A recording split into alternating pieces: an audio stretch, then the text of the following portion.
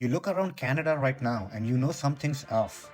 Rents are through the roof, healthcare's collapsing, people are angry or divided, and every time something goes wrong, guess what gets blamed?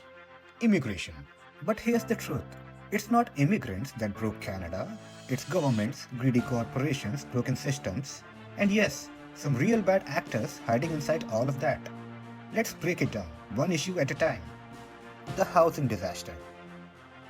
Housing in Canada is now a rich man's game. In April 2025, the national average home price was $679,866, which was down 3.9% from April 2024, but still was unaffordable for many Canadians. In cities like Toronto and Vancouver, the average house now costs 10 to 15 times your income, making home ownership out of reach for most. Now add to that 1.2 million new people last year, but barely any new homes. This didn't happen overnight. It's the result of 30 years of failed policy and land holding and red tape. And instead of fixing that, politicians just turned up the immigration numbers without preparing the system.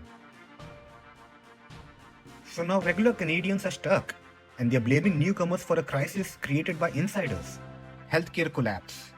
Universal healthcare is supposed to be Canada's pride, but today, wait times are months long, emergency rooms are closing, and there's a shortage of over 22,000 family doctors in this country.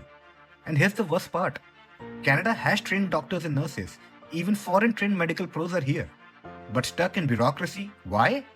Because system isn't modern, it's lazy, and it's run by the people who didn't plan ahead. So again, it's not immigrants causing the collapse, it's broken leadership, extremism, crime and gang culture. Now, we've got to talk about the growing threat nobody wants to say out loud. Extremist groups and organized crime, whether it's radical elements hiding behind a religion or transnational gangs controlling drugs and guns. This stuff is real, and it's rising in cities across Canada.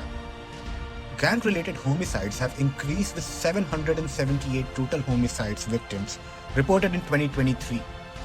Youth crime rates have also seen a rise with a 13% increase from 2022 to 2023. But instead of cracking down on these threats, the government gets soft. They talk diplomacy while ignoring radicalization. And guess what happens? Regular Canadians suffer. New immigrants get blamed, and the real threat keeps growing under the radar. Political failure and corporate greed.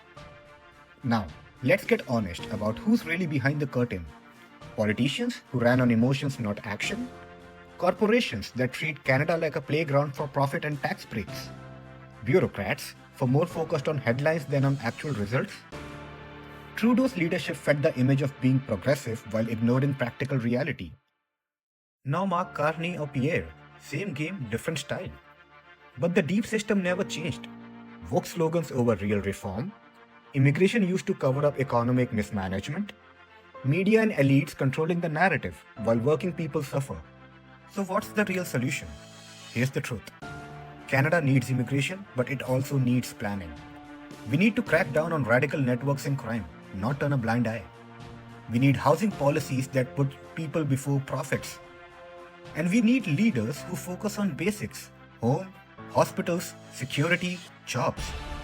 But none of this will happen if regular Canadians don't wake up. Wake up from the easy lies. Wake up from blaming each other. And start demanding real accountability from the people who caused this mess. It's not about hating newcomers. It's about holding decision makers accountable. Because the truth is, Canada isn't broken because of who came here. It's broken because of who was already running it. If this hit home, subscribe. This isn't just a channel. This is where we talk about what really matters with no filters. I am Nishant, this is Akonis, and it's time we got clear. Dil se desi, dimag se clear.